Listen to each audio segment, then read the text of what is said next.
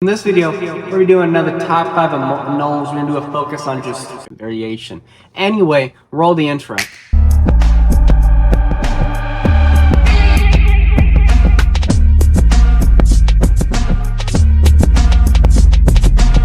Alright, number 1, Anoles roquette. Why Anoles roquette? Very simply, well, there's a lot of different kinds of Anoles roquette. You got this one, that one, this one. As you see, there's a lot of different kinds going on. Now, why is that? It's essentially, it's not a morph thing like popping out an albino. This is something humans haven't done, but we have improved it over some time with some good breeding. But what is going on is that these are locales. Now, why is a locale? What is a locale? Who is a locale? A locale is this. So you got one lizard, right? Now, they all look the same. And you have them kind of in an enclosed environment. And, you know, over a lot of time, very long time, probably something we won't be able to observe in human lifespans, is you take this group, and over time, they start to look different from this group. And some really interesting stuff can happen. A lizard that can go from this being all black, well, not all black, you know, just a black head down to their back, can also be related to this guy. Now, isn't that insane? Pretty cool if you ask me. Anoles marmatus. Why are we talking about them now?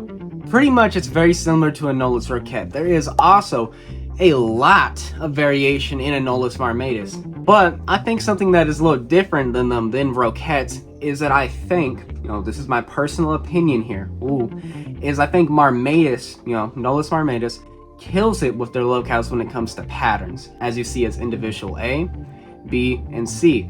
I love their patterns, they're pretty cool. And for another reason I bring them up in this video is that Anoles marmatus can also hybridize with Anoles farius, which I talked about in my other video. Now, minus your concerns of the hybridization matter. Now, I have not done it, so I don't want to hear any hate coming from me for mentioning this, but it is a variation. Does it happen in the wild naturally? No. Can we do it in captivity? Yes. Should we do it in captivity? It's a top 5 video. I'm not answering that question here. But as you see, it's just interesting. It's very odd. It's very unique, which is pretty cool. You know, hybrids are always something I find interesting, so I just wanted to bring it up here. Now, what is this? This is me begging you, the viewer, to go down to the description. First off, look at all those links. Follow me on all my other socials. Share my other socials. Read the article that's in the bottom for this video as well about the hybrid I just mentioned. As well, you know, sub to the channel. We've talked about variations with the ability to make, you know, locales 2 times, and we covered the hybrids. So, how do I spice this up? We're going to talk about on morphs. Notice pagus, you have the wild type, then you have the ghost. Now, what is going on here? As you see with the wild type, it's a very tannish kind of gray color with a nice blue slit. You can see the eyes and all that.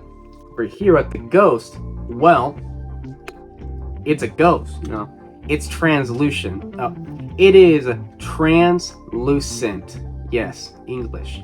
So it is translucent. What is that? It is a morph, essentially. It is essentially Google definition here, and then my explaining here, is that it's pretty much just an animal that you can kind of see through.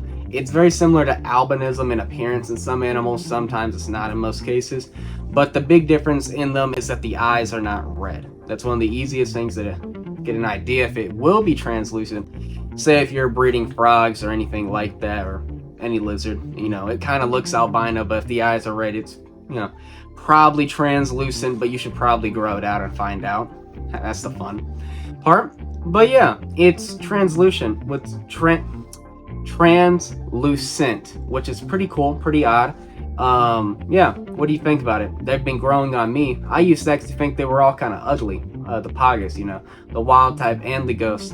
But, you know, after seeing them pop up on Morph Market about 4 times and keep seeing them pop up, I'm like, okay, they've grown on me. And give a real quick honorable mention to green anoles because they have this possible Xanthic coming out, and I've tried to look for some of them as well, and well, dead end. So we're pretty much now on a boat watching Herp Time do it in the anole community. Yes, sir, or ma'am, whoever's watching. Yeah.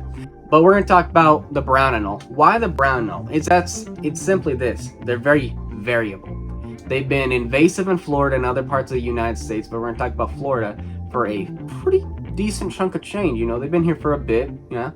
And, well, they've been there long enough, and as we know, anoles breed pretty young, and they can breed a lot. They make a lot of babies, and it is not that hard to have a population go up in a short amount of time.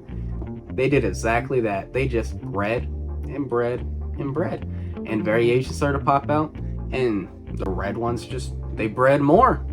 And now we have brown lines, we now have orange lines, also this kind of weird purple one. Yeah, so pretty much they're popping out with variations. Pretty interesting, pretty cool. I might be getting some soon, might be why I'm talking about them now. Ooh, but pretty much they got variations. I think it's interesting, it's pretty cool, and I think this is a very popular anole, and it's gonna be a lot of a reason that's gonna help get more people into anoles. You know, they buy it and they're like, oh, I used to have a brown anole as a kid. Now they have this nice, real cool, clean, expensive one that's real pretty, and they're like, oh, there's other anoles. Let me get that roquette right there. Night anoles, specifically Anoles equestris. Why Anoles equestris? Well, if you've been paying attention, they're invasive in Florida. Now, in Florida, a magic happened. Morphs apparently popped out. If you paid attention, well, an albino happened kind of a good chunk of change ago. You know, a little bit ago. Not a little bit, a while ago. Do some deep diving on a podcast and you'll find the information. Me personally, I don't remember off the top of my head, so it's not here. But, you know, they got albinos. They have this blue line. They now have basal albinos, right? Then they have, you know, Project X, which is, you know, hyperazanthic. It's really cool, really interesting. And yeah, then as well now, they're even working on proving out the pied. And if you watched my last Expo video, the NRBC, I talked more about this with the guy who's mainly working with them, so that's pretty cool, bigger deep dive. But the interesting thing is now that since we have all these morphs in them, what is the real question now is, what can we do with the combinations now? What can we do in a couple more years after we've proven out the pied 150% and we breed it to the basal albino or the azanthic? You know, what happens when the next random morph pops up and then we breed it out and we prove it out and pass it along to this? Because at the rate we're going with the anoles, we're up, y'all. We're up. The anole community is up. But yeah, as you just saw, the night anoles, they have a bunch of different morphs. They have a couple line breed things going on. And, you know, a lot of people are really putting a lot of time and energy into this animal, which is really nice, and I love to see it, especially it being an anole. The other interesting thing, like I was mentioning, is the gene combos and just the potential of this. So, you know, keep an eye on them. Something is always popping off with them. It's very interesting. And, well, I'd say this is the end of the video. And if you liked it, give it a like, you know, sub, yeah. Give me a little subscribe to me, yeah. Share the video, go down to the link and make sure you read that article I mentioned earlier in the beginning of the video, and follow me on my other socials and go watch my other videos. Yeah, into the video.